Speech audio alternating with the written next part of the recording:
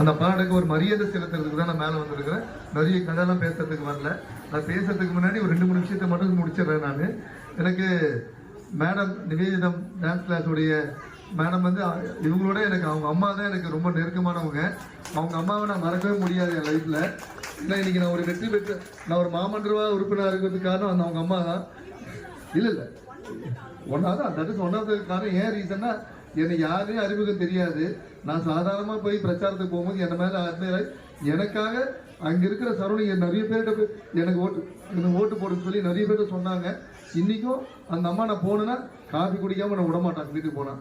அந்த மரியாதையும் எனக்கு அவங்க மேலே இருக்கிற அன்பும் என்றைக்குமே நமக்கு ஒரு பாசத்துக்குரிய அந்த அம்மாவோட அவங்க டாக்டரு அவங்க பரதநாட்டியம் பார்ப்போம் பேசுவோம் நம்ம. ஏன்னா எங்கள் வழியில் பார்த்தாலும் அவங்களும் மரியாதையாக பேசுவோம் பேசுவோம்.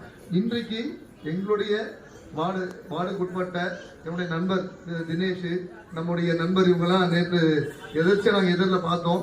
ஆனால் இது மாதிரி நாங்கள் பண்ணுறோம். நாங்கள் எங்களுடைய குழந்தைங்க பரதநாட்டிய சலங்கு பூஜை இப்போ ஆரம்பிக்க பண்ணுறாங்க, நீங்கள் வந்து கொஞ்சம் கலந்து கொண்டுங்க.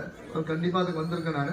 இது எதுக்குன்னா என்னுடைய வார்டில் இந்த மாதிரி குழந்தைகள் திறமையாக இருக்கிற குழந்தைகளுக்கு நான் மனப்பூர்வமான வாழ்த்துக்களை தெரிவித்து கொண்டு அவங்களுக்கு உண்டான ஊக்கத்தை நான் கொடுக்கறது நான் எப்பவுமே நான் அதில் ஒருத்தராக இருப்பேன்னு வாக்குறுதியே கொடுக்குறேன் நான்.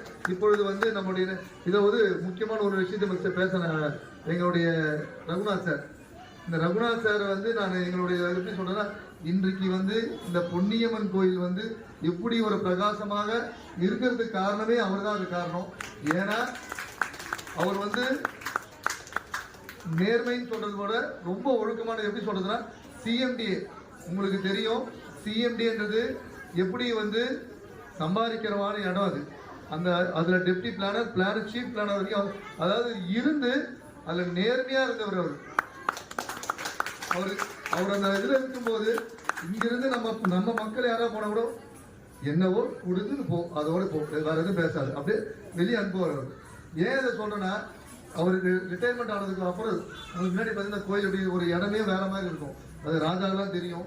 அவர் வந்ததுக்கு அப்புறம் தான் இன்னைக்கு பார்த்தீங்கன்னா இவ்வளோ ஒரு கடந்த ஒரு 3-4 ஆண்டுகளா பார்த்தீங்கன்னா நிறைய நிகழ்ச்சி நடக்குது.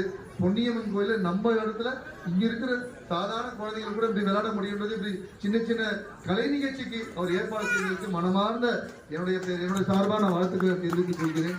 ஏன்னா இப்படிப்பட்ட நல்ல உள்ளங்கள் இருக்கிறதா தான் இவ்வளவு பேர் நமக்கு கூடி சேர்ந்திருந்து இவ்வளவு பேருக்கு ஒரு வாய்ப்பை ஏற்படுத்தி தந்திருக்கிறாரு.